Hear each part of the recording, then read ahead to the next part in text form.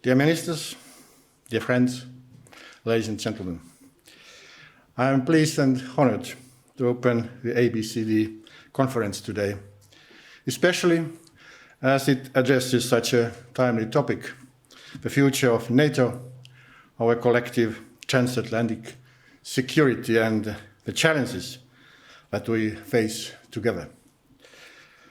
I would like to thank the International Centre for Defence and Security and all those who have contributed to preparing this event. Before addressing the more strategic concerns regarding NATO, I cannot remain silent on the escalating crisis on the borders of Latvia, Lithuania, and particularly Poland. Unfortunately, it is a warning that we cannot take peace and stability in Europe for granted. It also reminds us that there are dictators in Europe who care little for human life and suffering.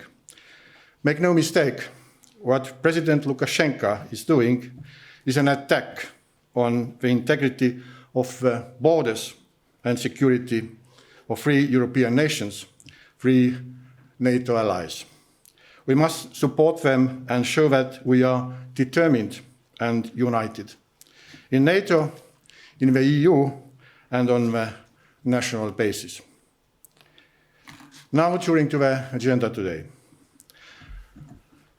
At its core, NATO is a forum where allies discuss, debate, and forge a consensus on a shared threat picture and decide on how to respond.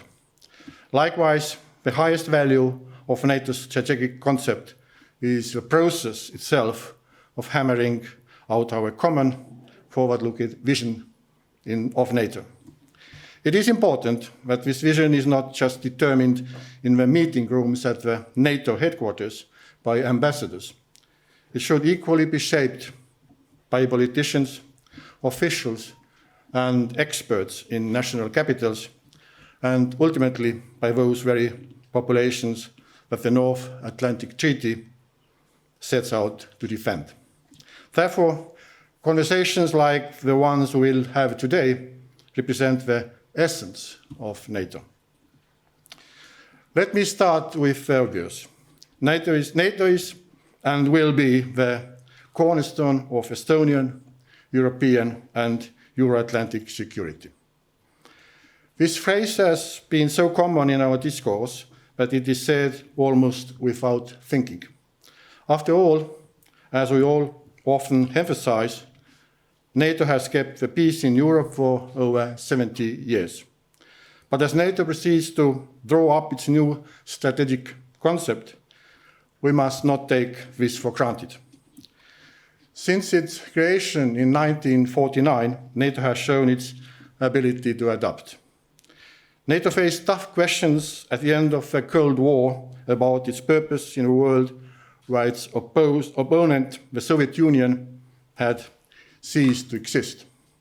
Then, through its role in Balkans and by enlarging the Central and Eastern Europe, NATO once again took center stage in European security.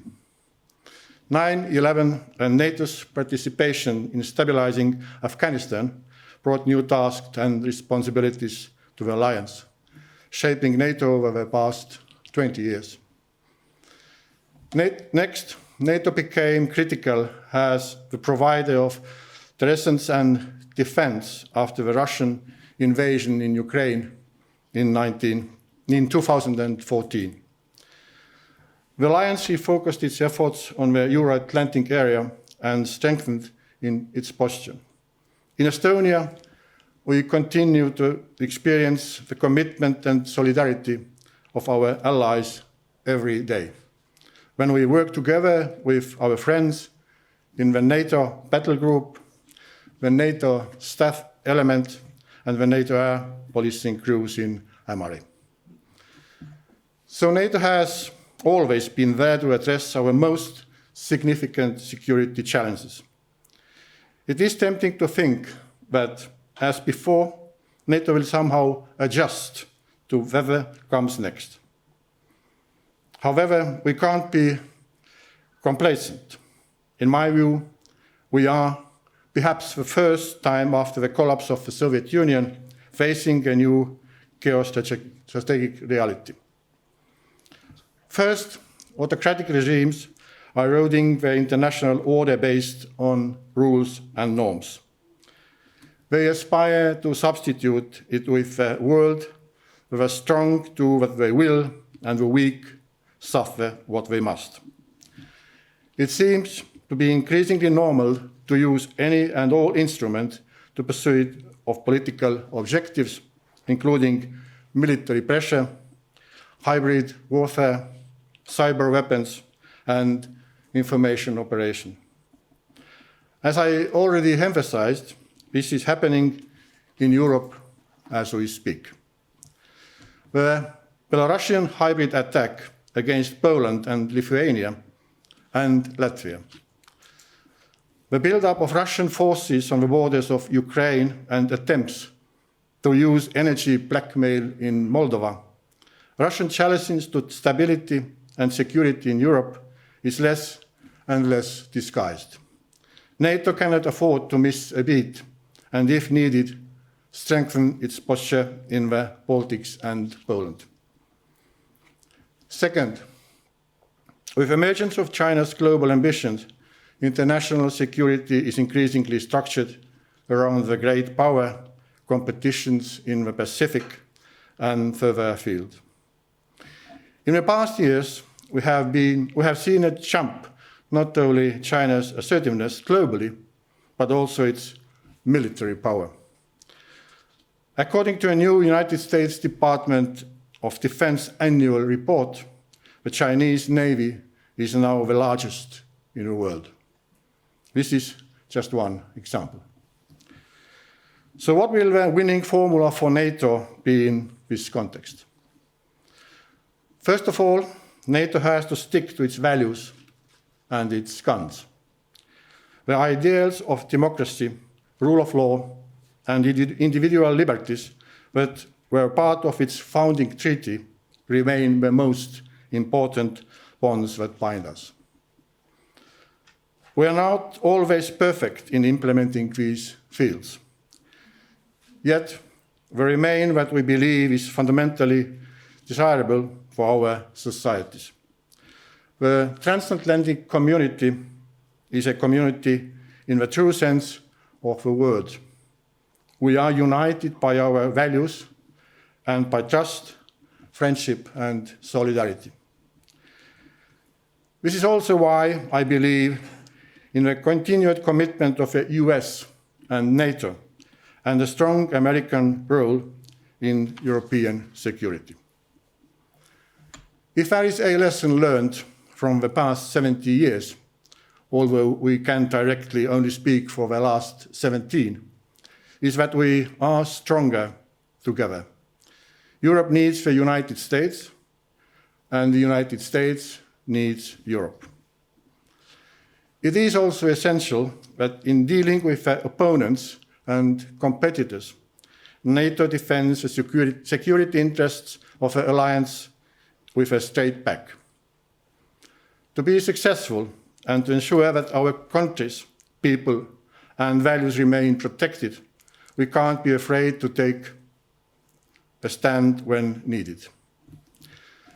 Collective defense is in the DNA of NATO, and we must address the future requirements of deterrence and defense with the seriousness that it deserves, including the strategic concept. But NATO has to change. We have already seen the significant steps that have been taken since 2014 to boost our resilience and our ability to fight. NATO has also already begun to acknowledge the shifting geopolitical balance and the implications of Euro-Atlantic security. We are also starting to understand the new requirements of rapidly evolving technology. NATO has always had the technological edge, and we need to make sure that we are relevant, not just in the realm of 20th century warfare, but of the 21st. How well allies do in developing new and disruptive technological capabilities will be the key factor in NATO's ability to ensure the security of the Euro-Atlantic area. So let's lean in those discussions over NATO's strategic future. We have a solid bond based on values and solidarity. We have a political and military framework that has proven adaptable, and we have an understanding of the key issues ahead.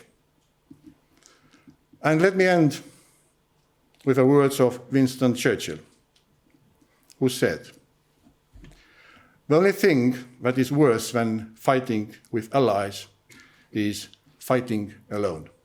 Thank you.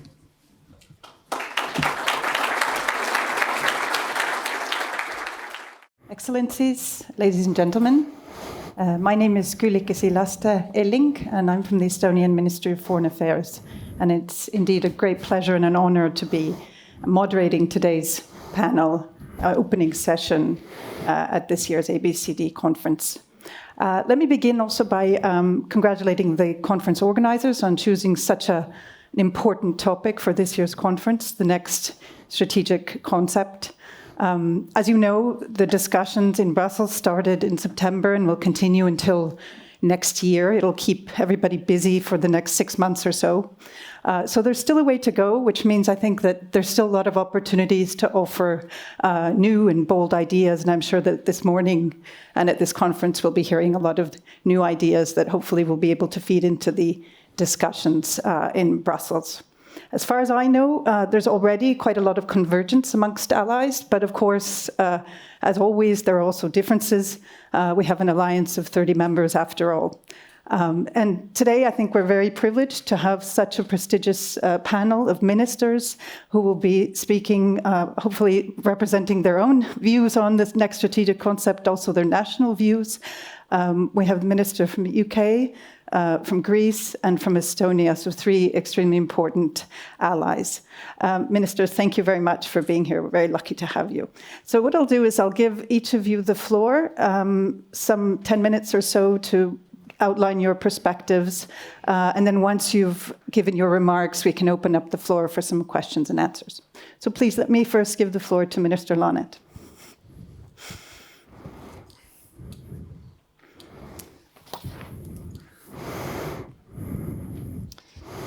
Good morning, everybody. Honorable President Alar Karis, dear fellow ministers Nikolaos and James, dear Kyllike, Excellencies, ladies and gentlemen.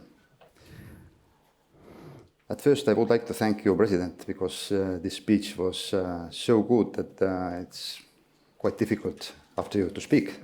But I try. I am particularly glad to participate in this keynote panel and would like to praise that ICDC for the excellent organization of the conference. I am sure that it will be once again a successful event. We are indeed at the doorstep of a new NATO strategic concept. The existing concept was adopted at Lisbon summit in November 2010. 2 months after the ICDC organized its first ABCD conference. However, it preceded and therefore did not anticipate critical developments, including the so-called Arab Spring, the fight against ISIS, Russia's aggression against Ukraine, and its all-out campaign against the West. Also, none of us would anticipate a full-scale use of migration weapon coming from Belarus. The world has changed, and so must our basic concept.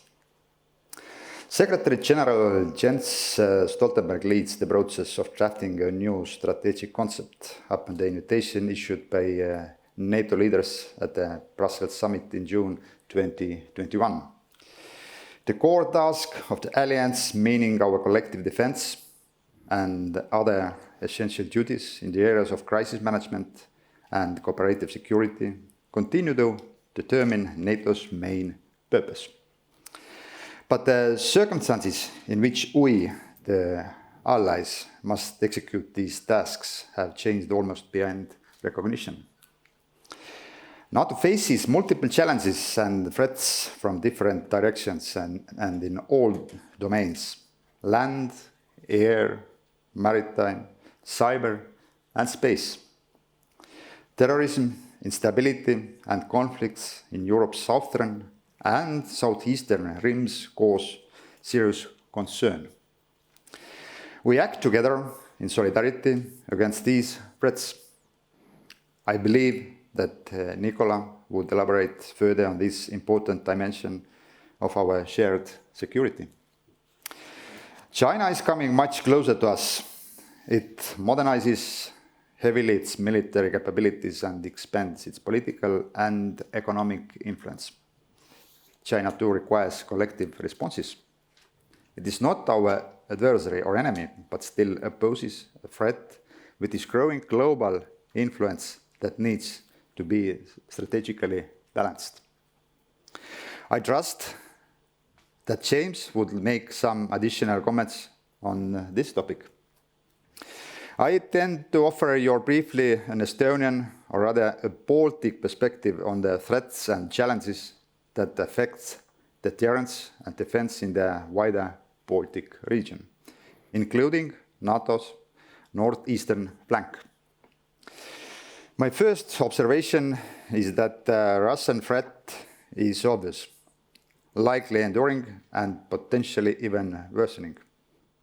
Unless sudden positive changes occur and persist in that country, which we could hardly expect in the present conditions.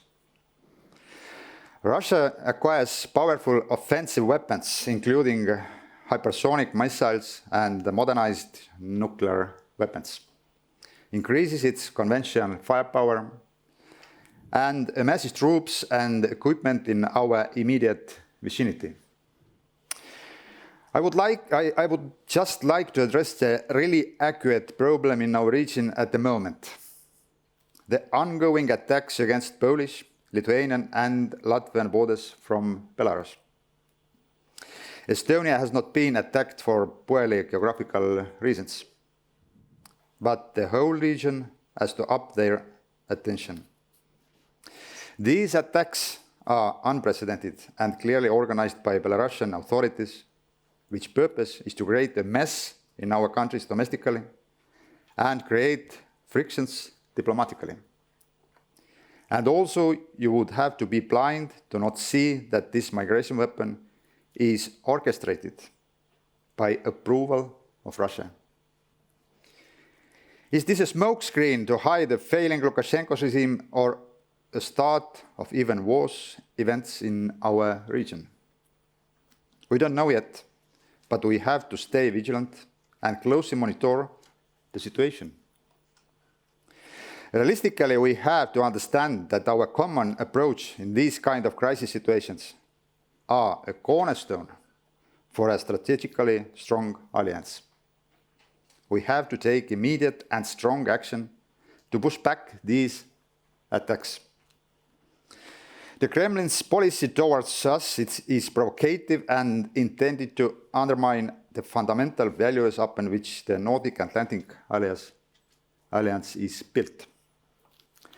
Dialogue between NATO and Russia is, in principle, always needed, but the latest decision by Russia to suspend the work of its diplomatic mission to NATO reflects that it can hardly be meaningful and fruitful, and probably it will stay like this for the foreseeable future. I also believe in what Secretary General Stoltenberg said in June in Brussels. We will not mirror Russia's destabilizing behavior. So, we are implementing a balanced package of political and military measures to respond to this threat. The Supreme Allied Commander Europe, General Todd Walters, presented last year the concept for the deterrence and defense of the Euro-Atlantic area. The Allies adopted as well NATO's war-fighting capstone concept in early 2021. Our military strategic thinking is forward-looking. Russia undoubtedly notices these and other developments that strengthen the alliance. These important concepts are cornerstones and the baseline for our posture in the new strategic concept. But they must be implemented to keep NATO's deterrence and defense effective against Russia. We need to improve our air, maritime, and missile capabilities and defenses, and to adapt our exercises and, of course, intelligence. The readiness and effectiveness of the alliance's nuclear deterrent should be improved. Strategic messaging that the Baltic area is equally covered by the NATO nuclear umbrella is key to the credibility of our deterrence. Fifth-generation jets make the conventional and nuclear capabilities of allies much stronger. Estonia is very happy to host F-35 jets, either for conducting the enhanced Baltic air policing mission and exercising or showing allied presence.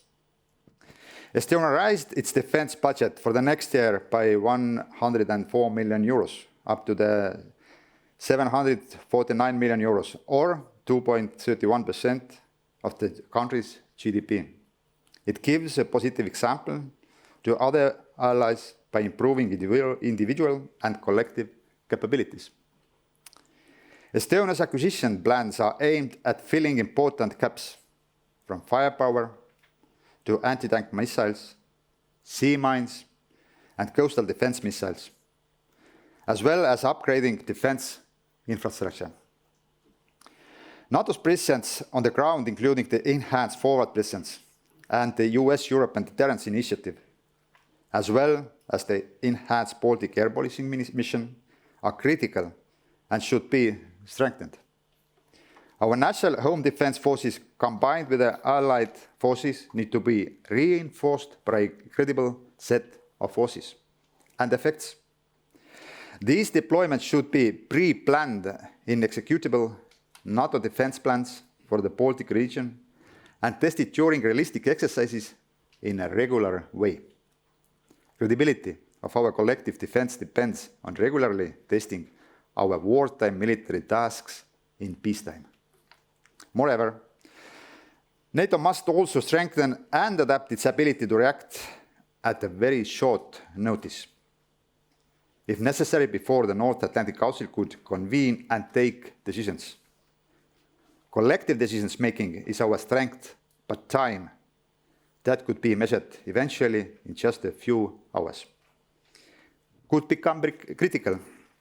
The SACEUR will be given the right in such eventualities to immediately prepare response options at his disposal.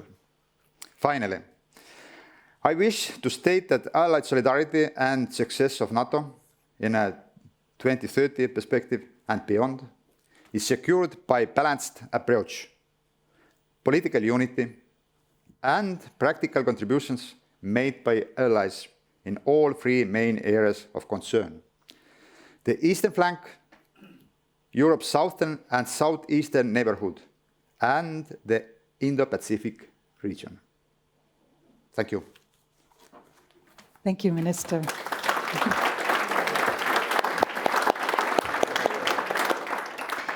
Thank you very much. Next, can I ask you, Minister, please?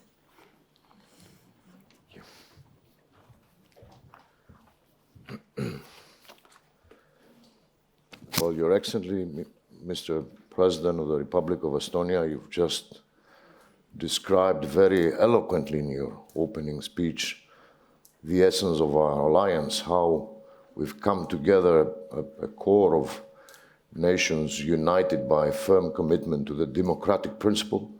We've come together into a military alliance that is focused on, first and foremost, defending and protecting our territorial integrity, and that's basically, but not solely, what NATO is about. And protecting and defending our collective territorial integrity means, of course, being able to protect and defend our frontier line, our borders, not only the borders of Europe, but the borders of the Western alliance. And that's what NATO should be able to contribute to at the end of the day, contribute to its basic principle of protecting and defending territories. Dear ministers, dear Kalle, dear James, the Director of the International Center of Defense and Security, Mr. Kanik, distinguished guests, ladies and gentlemen. Let me say how this is a great, distinct pleasure for me to be here today in Tallinn to participate in the Annual Baltic Conference on Defense concerning mainly NATO's strategic concept. And to conclude my speech, actually not, I'm joking, I'm going to be very blunt.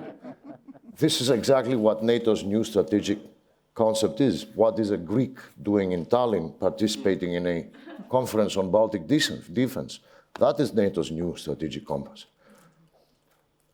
A 360-degree approach whereby each and every country that is a NATO ally is directly concerned about what is happening on the other side, the other flank, from south to north, from east to west, in a common 360 degrees approach.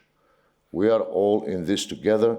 A threat to one of us is a threat to every one of us. It's a collective threat, and that's what we will be focused on doing from now on, addressing all types of threats, conventional threats, hybrid threats, new era threats as one. That should be what the new strategic concept should be about. Now let me elaborate by also particularly not omitting to thank the International Center for Defense and Security for hosting this conference and inviting me. There's no better setting for this discussion about the future of the Transatlantic Alliance and its next strategic concept. And I trust that all of us will take the opportunity to use this occasion for discussing a variety of issues pertaining to the dilemmas that national and international policymakers and citizens alike are facing, trying to make sense of the very complex security environment we're witnessing emerging, the confusing and unsettling new global security agenda. Today, more than ever, as autocrats and some countries are seeking to enhance their power by adopting revisionist and aggressive strategic postures and policies, postures that violate international law and threaten the transatlantic interest as well as regional stability, as is the case in the Baltic Sea region, or I would argue the Eastern Med. We need to keep the moral high ground by promoting our common values, which are at the core of our transatlantic community. We are a community of countries bound by common values, the democratic principle, open societies, the rule of law, human rights. Everybody who does not adhere to those values is, I would say, a candidate for being on the other side, an adversary. And that, I believe, should be our firm conviction, because we are about values, after all. To the east, Russia's actions aim to undermine the liberal international order that NATO is explicitly dedicated to preserve. Of course, Russia is punching far above its weight, I would argue, and in the long run, its military outreach, coupled with a feeble economy that is likely to substantially weaken its position over the long term. Yet, as a permanent member of the United Nations Security Council and one of the two major nuclear powers, Moscow will remain an important actor with the potential to cause serious inconsistencies. Thus, NATO has to dig in for the long haul in its relations to Russia by applying a firm dual-track approach. On the one hand, we must use our resources efficiently to apply a credible, well-balanced, proportionate, and sustainable response to Russia's aggressive actions, thus needing to continue bolstering our deterrence and defense posture by fully implementing all relevant concepts and by developing the required forces in every field. Hence, resilience, responsiveness, readiness, and rapid reinforcement, including supply, distribution, and stock of fuels in the eastern flank, are precisely the key imperatives for strengthening the alliance's deterrence and defense posture. To substantiate this approach and the related requirement to enhance the effectiveness of NATO integrated and air missile defense system, I'm certain that the newly established Integrated Air and Missile Defense Center of Excellence, the IAMD Center of Excellence at Souda Bay, Crete, will strengthen our relevant in-depth knowledge in support of NATO member states and their partners. Now, on the other hand, since I've elaborated about the dual-track approach, our full and expeditious implementation of NATO's agreed defense and deterrence posture to counter Russia's strategic intimidation efforts has to be adequately complemented by a meaningful dialogue with Moscow in order to avoid misunderstandings, miscalculations, and intended escalation. Especially during times of tension like the one we are currently witnessing, dialogue is needed in order to increase transparency and predictability and help alleviate pressures or prevent and deter regional and international crises. Ladies and gentlemen, I really like to put myself inside the other side's shoes whenever I try to decipher its intentions and possibly its actions. And I must say that my firm conviction is that as Russia has lost strategic ground while NATO and the Western camp or the European Union was growing over time, this tended to enhance its basic insecurities. And basic insecurities often lead to basic mistrust. Basic mistrust could often lead to a increasingly aggressive and threatening posture. So we should take this into account by also maintaining our firm commitment to defending our democratic values at the same time. And I think this is a very delicate balance that needs to be maintained. I do believe that the Baltic republics and Northern Europe is especially sensitive, yet aware of the sensitive of this delicate balance that needs to be maintained. And I think this is for, in the long haul, I think it's for the collective good of everybody. We must keep engaged with Moscow, but also make it very clear to Moscow where the red lines lie, where our commitments lie at the end of the day. So in this context, arms control agreement could help reduce the risk of a conflict. Although some of them have ceased to exist, and any attempt to restore them does not seem realistic until a fundamental change in Russia policies takes place. This does not mean, however, that arms control has lost its relevance as the bedrock for avoiding misperceptions and fateful mistakes.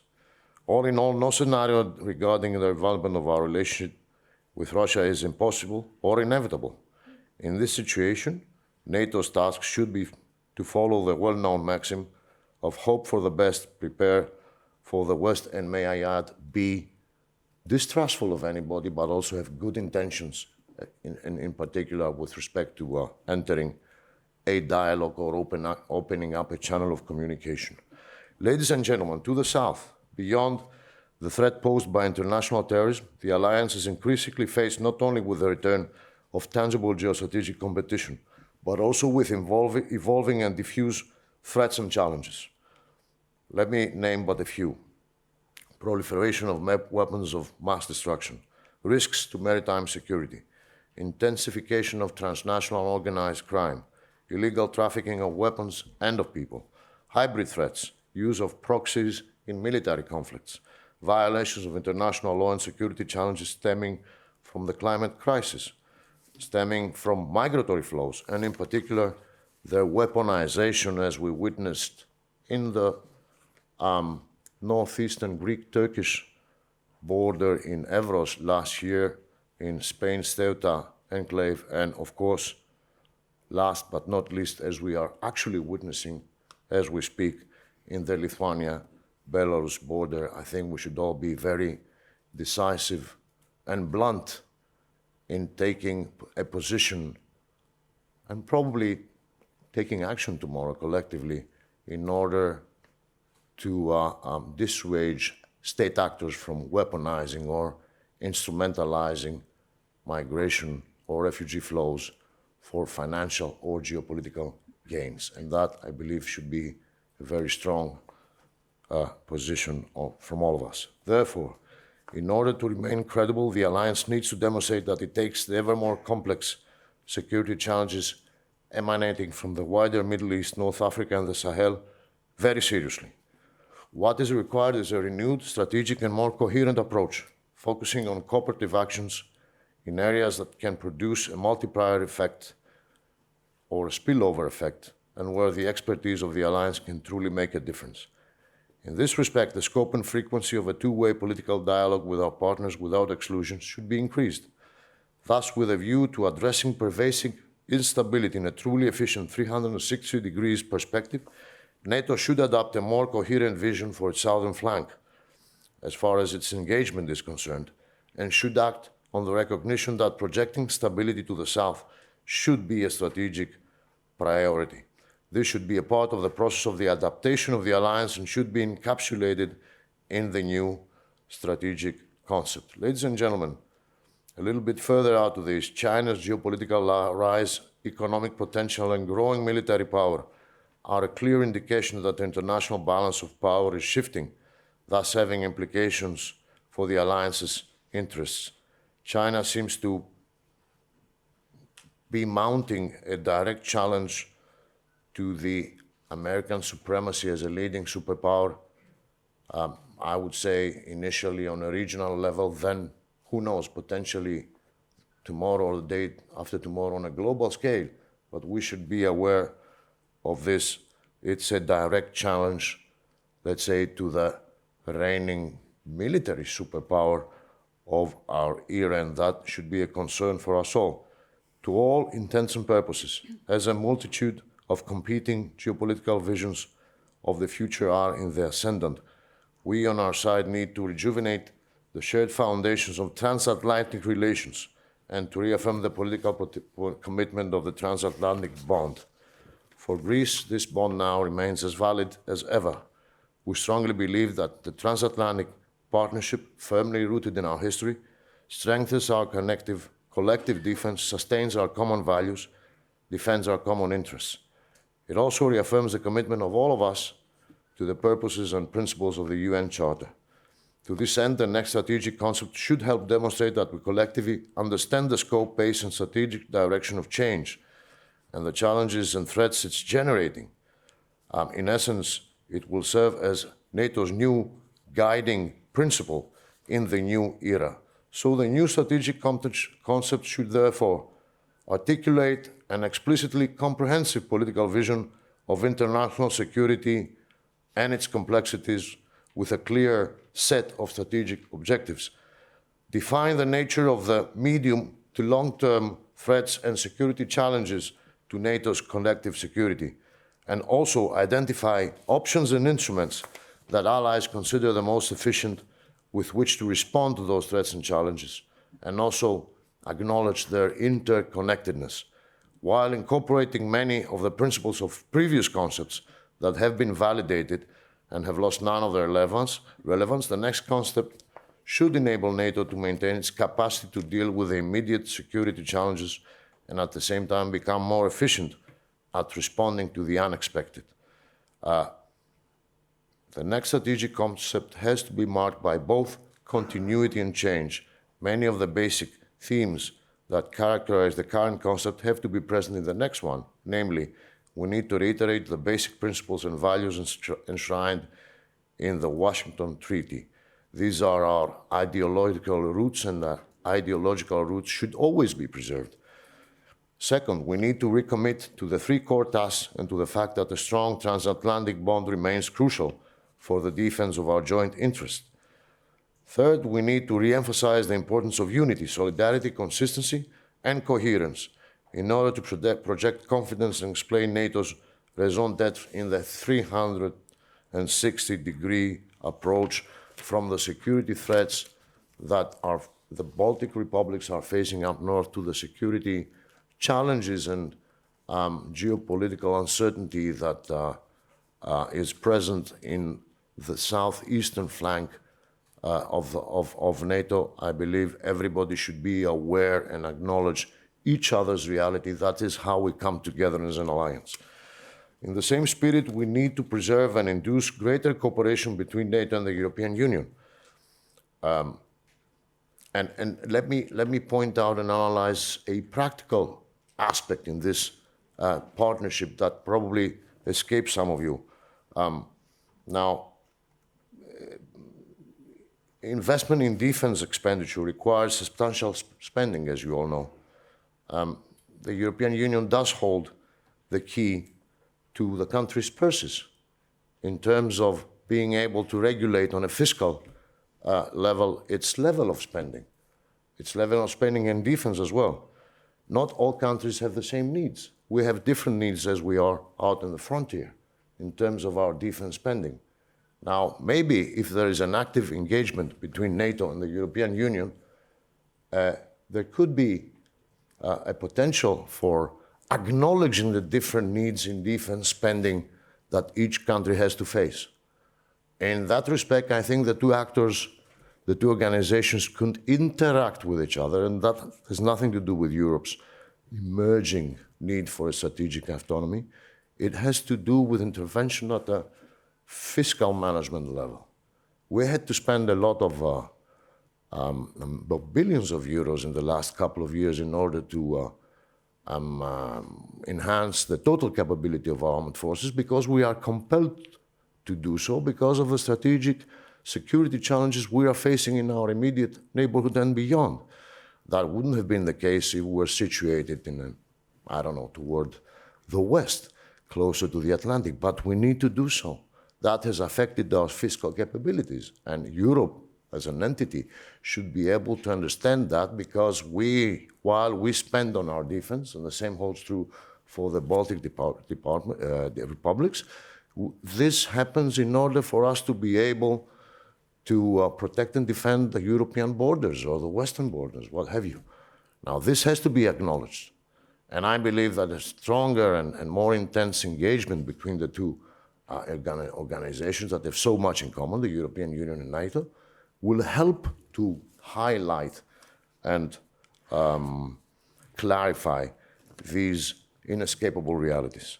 Dear friends, in conclusion, in an interdependent world, all of us have a stake to work towards achieving greater security for our citizens. History has repeatedly shown that the path to progress, security, and prosperity lies within the boundaries of international law and respect for the purposes and principles of the Charter of the United Nations, honoring the basic meaning of good neighborly relations. Greece steadfastly remains a reliable ally and a pillar for reconciliation and security in the Eastern Mediterranean, and in particular in NATO's southern flank and the fluid, unstable, and unpredictable security environment that we currently face. We are critically contributing to the strengthening of NATO's readiness and its responsiveness by keeping our defense expenditure above the 2% GDP threshold, and by over-exceeding this year's 20% target on investment for major military equipment, also by continuing our active participation in NATO's operations, missions, and activities. In this context, the agreement that was recently signed between Greece and France for the establishment of a strategic partnership for cooperation in defense and security, as well as the amendment of the Mutual Defense Cooperation Agreement between Greece and the United States of America, serve and aim at promoting the security and prosperity of our societies, but also the overall scope of dealing effectively with the current unprecedented and complex security environment that Europe and North America are facing from multiple directions.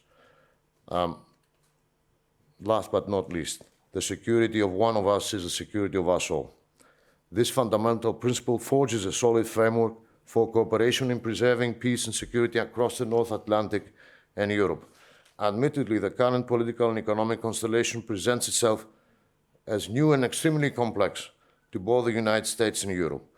Yet, we must not forget that NATO is still a formidable geostrategic player, the biggest military alliance in the world right now, a group of democratic countries sharing and investing in a set of common values.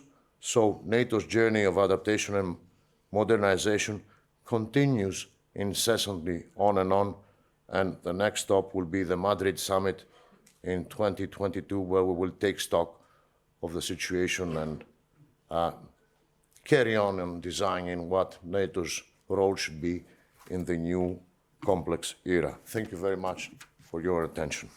Thank you.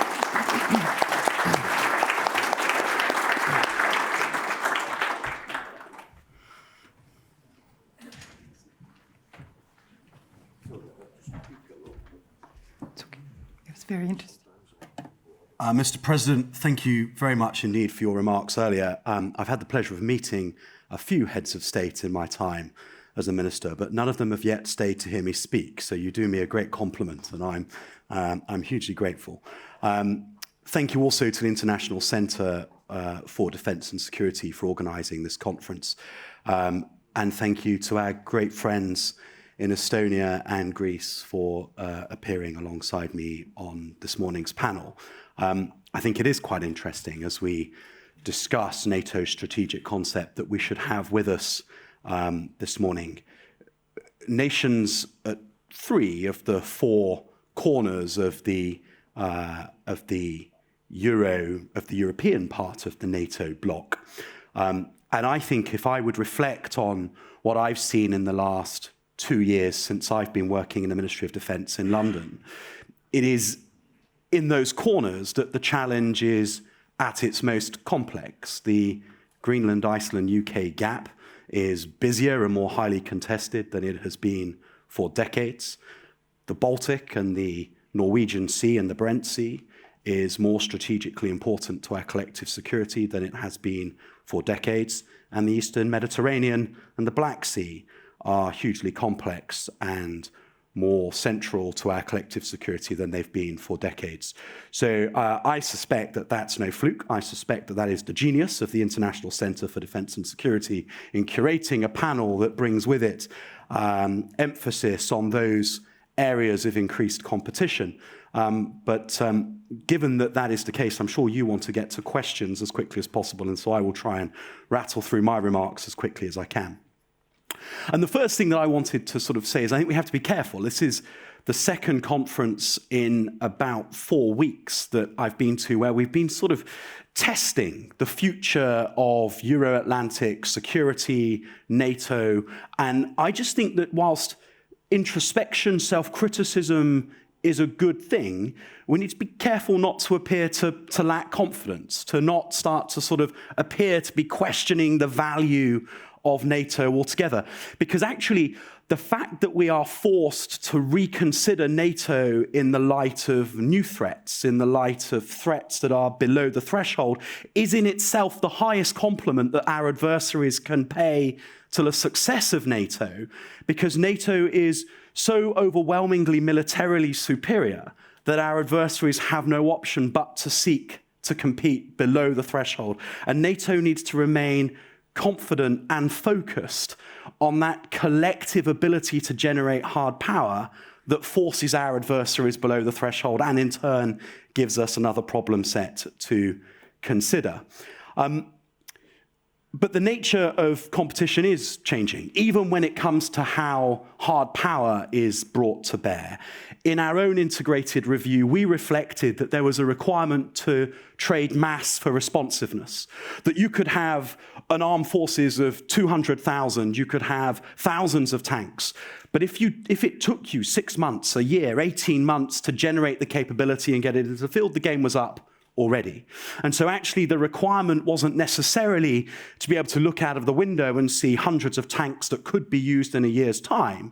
It was to be able to look out of the window and see a few hundred tanks that could be used within days or weeks, and therefore the ability to respond at the speed of relevance. And that, I think, is one of the key challenges. As both of my colleagues have said, the NAC cannot luxuriate in months of debate and decision-making at time of crisis. What NATO needs to be able to do by the end of this decade is to respond much more quickly at the time of the crisis, to find that consensus sooner in order that it can be competing whilst the competition is still live, not having to compete once effectively the first part of the competition is all but over.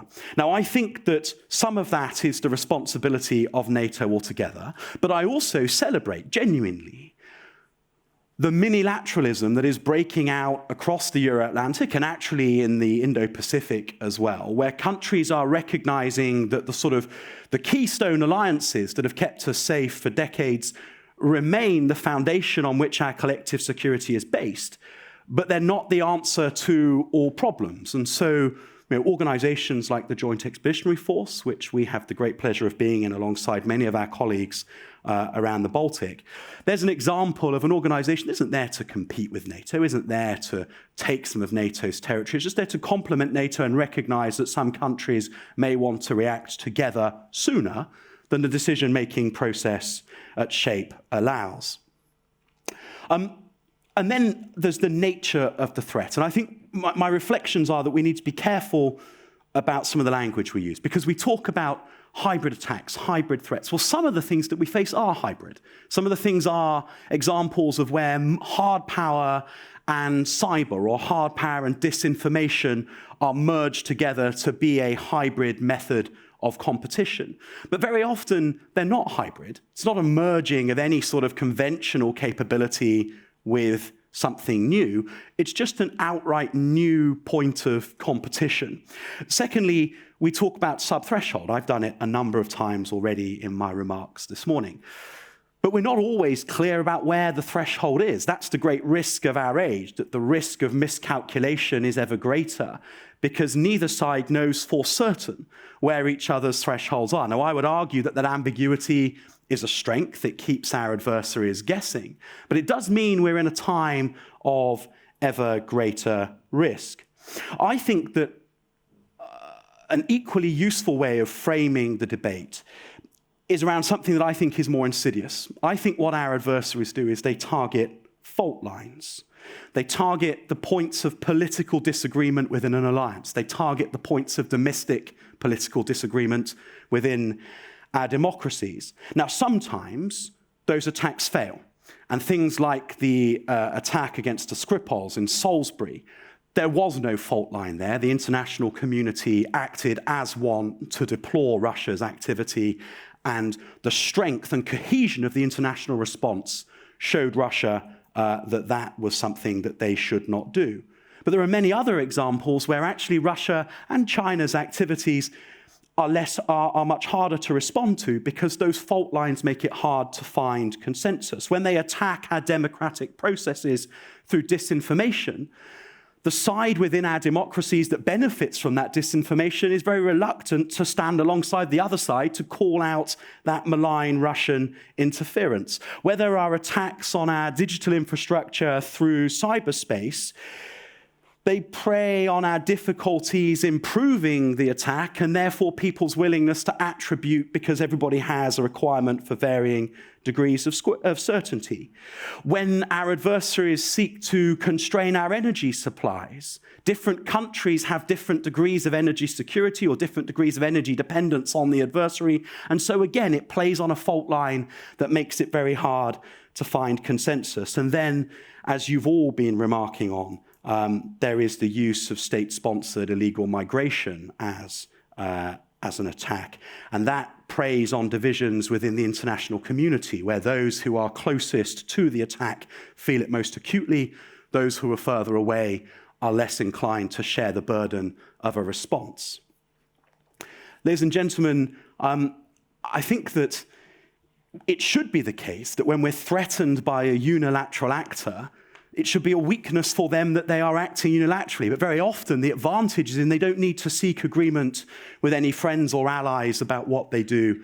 They just do it. And as the president said, it should be that we are stronger for having allies. But we need to recognize that the multilateral includes politics. It includes disagreement. It includes misaligned priorities.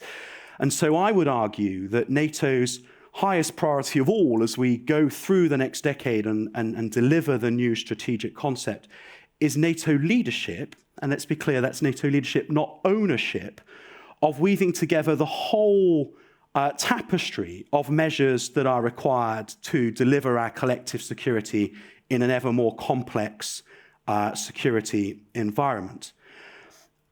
We have to be careful, because I think it's too easy to beat ourselves up about what NATO can't do. NATO shouldn't try to replace the EU as the political union that most of Europe is a member of.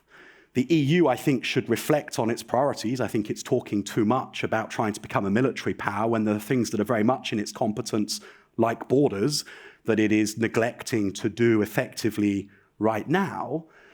But that doesn't mean that NATO should step up and replace that competence for the EU altogether. If you think about it, when one part of the EU is talking about a requirement for European strategic autonomy, that is music to the ears of Putin, because it is to fracture the Euro-Atlantic alliance. It is to try to put a wedge between the US and its European allies. Actually, that reinforces something that's going on in Washington right now as well, where so many US policymakers are almost exclusively focused on the threat of China and not the threat of Russia.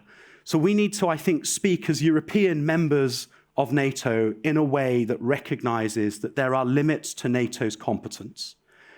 There are requirements for our political fora to step up and deliver the other levers needed to compete across the full range of threats that we must face. But we must all be clear that whether you're on the western side of the Atlantic or the eastern side of the Atlantic, we stand for freedom and we stand together.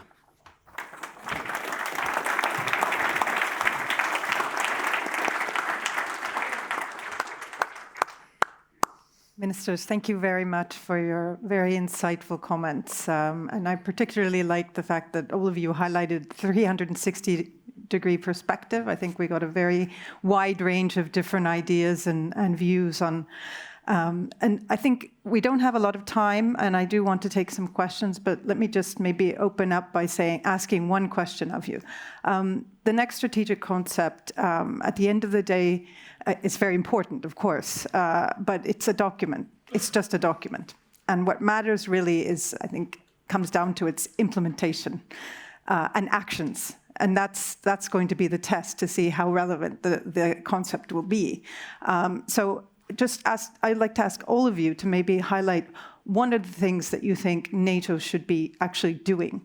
I mean, we talk a lot about things, different ideas, different perspectives. There was mention of Russia, China, new technologies. But what is it, in your point of view, the most important thing that NATO must do today? What's that? Yeah, maybe start with Accelerate. Vice versa. Well, accelerate. Accelerate.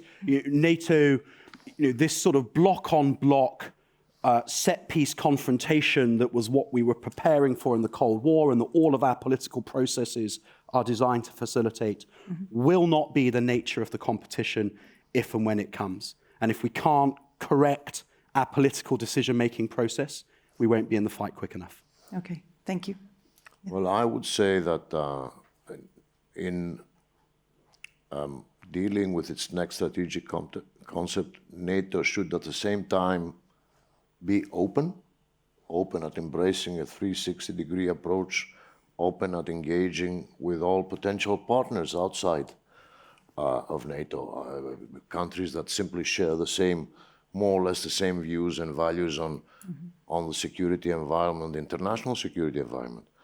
It should be flexible in order to foresee the unexpected, but also gear for the main core of its mission, which is deal with security threats internationally and protect the integrity, its territory, the territorial integrity of its members, and be all that at the same time. And never forget that at the end of the day, it's about a grand military alliance based on a group of nations who've come together on the basis of a common democratic principle that binds us together, and that's also separates us from all the other agents that are probably against, the basic set of core democratic beliefs that NATO countries represent. And that's a big differentiating factors. So we have to be open, we have to be flexible, but we also have to be firm. And also incorporate the very complex environment of security threats and challenges that come from different areas, from different origins. Hybrid cyber and space, all types of hybrid attacks emanating themselves. For the Baltic republics, for example, a few years ago, it was about the Russian campaign on misinformation and fake news. Now, the book has extended itself. Attacks on the borders have all the characteristics of a fully generated hybrid attack. So this is incorporated in our, I would say, game book, and the need for us to plan to respond to these asymmetrical threats as well, because it's not only military conventional means, about asymmetrical means, and that in an increased frequency in their usage by unpredictable and undemocratic in their actors. So we need to respond to all that. We need to be flexible, but never forget who we are, where we come from. And that's how we move forward. Thank you. Thank you. I would like to start with a burden sharing. I believe that we need at least 2% from different states' GDPs to keep alive our military capabilities and also to develop them. And this is so important, and I know many of allies are reached that purpose, but there are also many of them who are not reached. And of course, as James mentioned, also the readiness to act also, and for that we need very concrete plans, defense plans, and I believe that also we need from the Baltic region very concrete plans for acting certain situations. And third thing, what I would like to mention, that we are talking more or less in English, and sometimes we are understanding the meaning of different words. For example, challenge, threat. What is challenge? What is threat? Adversary, enemy. And sometimes I believe that we have to clarify what is the right word on certain documents. Thank you. Okay, thank you for those thoughts. So just to summarize, we need to accelerate, we need to be flexible and open, we need to spend, we need to plan, and we need to get our definitions right. I would support the last one in particular. Yes. So we don't have too much time, but I'd still like to open up the floor for some questions and answers. Maybe we can take 2 or 3 questions, hopefully, and then have the ministers respond. So who would like to ask something? Yes, please, Michael. If you could state your name and your affiliation, please. Thank you very much. Michał Baranowski, Senior Fellow and Director of the Warsaw Office of German Marshall Fund. Thank you for a fascinating discussion and for your speech, President. I wanted to ask the ministers about two things, really. One, Minister, you mentioned especially Russia, and of course we are on the northeastern flank. If you could tell us about your perception of the trend of the threat. Should we connect the dots between the Polish-Belarusian border, the amassing of the troops in Ukraine, and Zapad exercise? And if I can sneak in, the second one is, you also mentioned Indo-Pacific and China. What should NATO do about that? And is there a trade-off between looking toward Russia and looking toward China? Thanks. Thank you. And the question was to Minister Laanet, all the ministers? Or? Minister Laanet especially, but of course other ministers can jump in, of course. Thank you. Thank you for your questions. And my personal, and of course, I believe that everybody knows that all the situation which is going on right now on the borders, Poland, Lithuania, as I said, is orchestrated by Russia. We have to say that clearly. Sometimes we are saying it's Belarus, and yes, of course, but Lukashenko doesn't do any activities without consulting Vladimir Putin. It's one thing, and all this, what's going on in Ukraine right now, in Belarus, It's connected to each other. Second thing, what you asked about China, I believe that we have to know better than today what are the plans, adversaries. Let's use this word that time. And this is the situational awareness, intelligence, and we have to trust our allies and share information. It's, from my point of view, it's a key question, how effective we are on that field. We have to trust.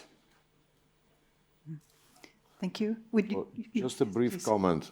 Obviously, there's interconnection between Minsk and Moscow in what is happening in the Polish-Belarusian border right now. I'll speak from experience. We've seen this happening in Greece. It was clear to me when Minister Lavrov went out and publicly asked for some financial assistance to Belarus in order to manage their migration situation. He basically said, well, why don't you give them some money in order for these people to manage the problem? They will do it if that happens. And, hence we faced this situation only a year and a half ago in our northeastern border. We understand that this is just about weaponizing and instrumentalizing these unfortunate people in order to extract financial or geopolitical gains. That's the bottom line, and I think it's quite obvious as of today, this morning. Mm-hmm. Thank you, Minister. So I think you have to connect the dots, because I think that good military sense leads you to want to plan against the worst case scenario. And there are plenty of people who try to sort of tell me that Russia is a haphazard opportunist, and whether it be sort of Wagner Group or where it's seeking to apply pressure around Europe's periphery, it does so just where it sees an opportunity. I think it's healthy to think there's design in it, because that steers us as an alliance to ask ourselves the difficult questions. On the Indo-Pacific question, I think it's a really interesting one. I don't think that NATO should seek itself a role in countering China in the Indo-Pacific. I think it should seek itself a role in countering China within the Euro-Atlantic, but the clue is in the name. What I think NATO allies need to do in the Indo-Pacific is show a willingness to burden share with the United States, because I think that will help US policymakers to remain committed to Euro-Atlantic security. And so when I was discussing, one of the sort of key things I was trying to understand from my interlocutors in Washington during the first year in my job was, how do you see the Atlantic? Do you want HMS Queen Elizabeth, HMS Prince of Wales, and the Charles de Gaulle as sort of carriers in the Atlantic that allow you to put more of your carriers across into the Pacific? And they were like, no. What we want is we want to see the Charles de Gaulle, the Queen Elizabeth, the Prince of Wales turn up in the South China Sea from time to time so that you're burden sharing with us down there. That doesn't mean that's a NATO operation. But I do think that as NATO allies, we should reflect how if we want the US to remain committed to our primary security concern, we should offer to do some sort of burden sharing against their primary security concern as well. Mm-hmm. Thank you. We had one question there. I think we...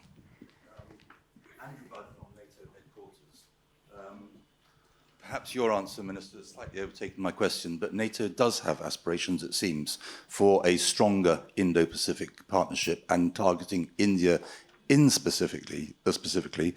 What is it that NATO can offer India that makes a reciprocal partnership advantageous?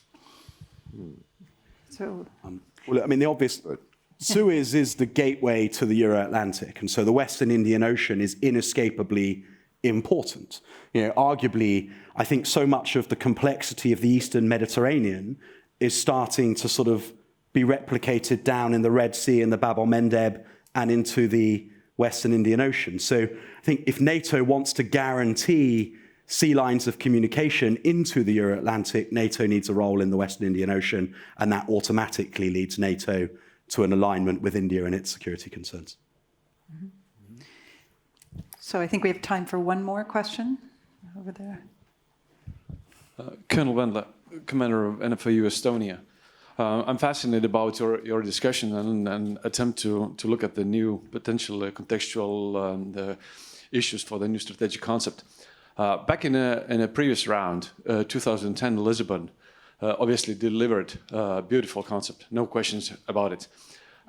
It was well informed by the war in conflict in Georgia, but also economical depression across Europe, resulting that the implementation actually took a slightly different turn. 14.5K in NATO command structure was reduced down to 8.5, retaining all requirements, but also added additional requirements on top of it, like cyber and also missile defense. So at the end, it all boils down to the funds. The SACEUR was faced with a C2 challenge and geographical challenge after the significant reduction of the forces. Do you see that this strategic concept might actually have an appetite, or the implementation could have an appetite to go beyond 2% to uphold the challenges really in a new strategic in an environment where we have significant other players on the ground?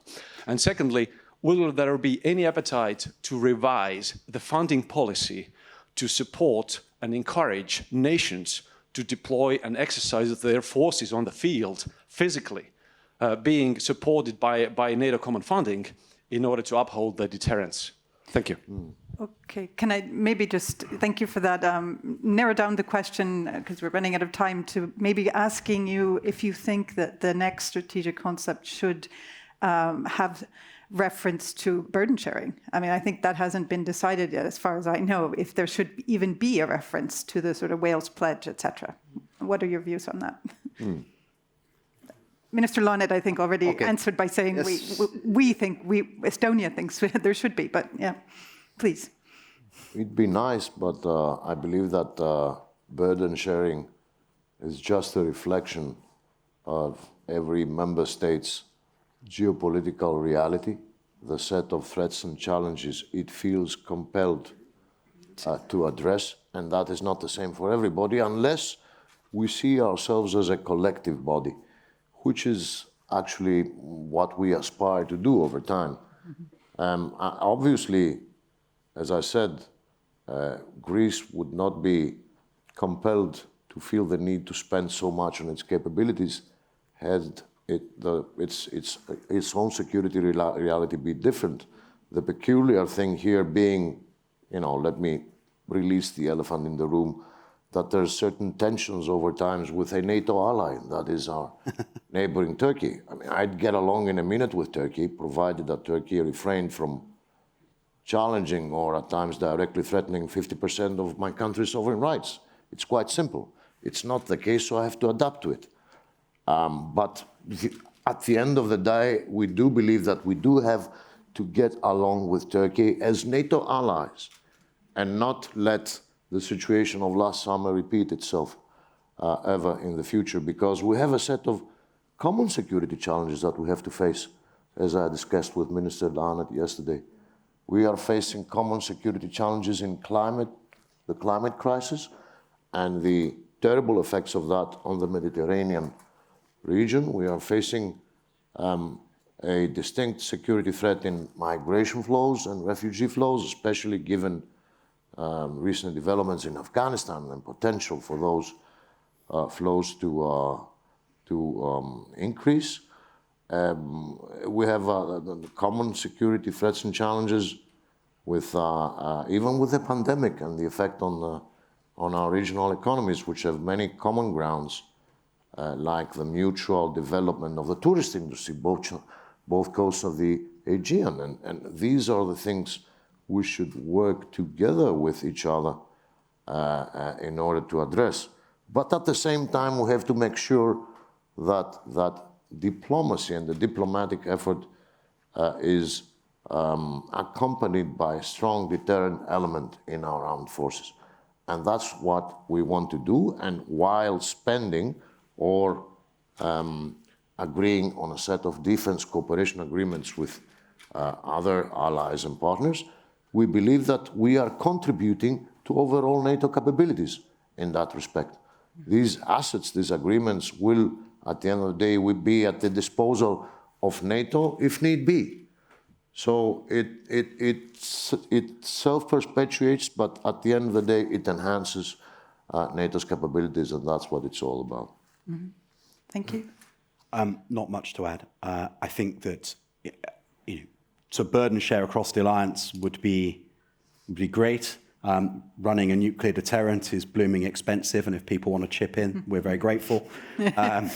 But in reality, I think people will always have different sovereign priorities, and we should respect that. Not every nation's security concerns entirely overlap with those of the alliance, and our capacity to make sovereign choice around how we structure our defence forces is important. The strength of NATO is in being able to cohere together all of those sovereign decisions in order to bring together a credible alliance that can counter the threats of our adversaries.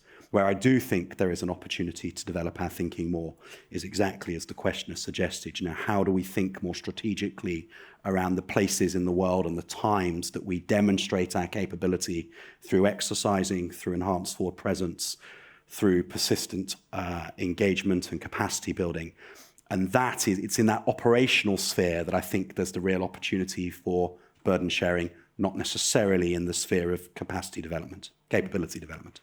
Okay, wonderful. Thank you. Minister Laanet, would you like to say something in conclusion? Nothing to add. Okay, everything has been said. Well, thank you very much for a very interesting panel and for your contributions. So thank you. Let's give a big applause.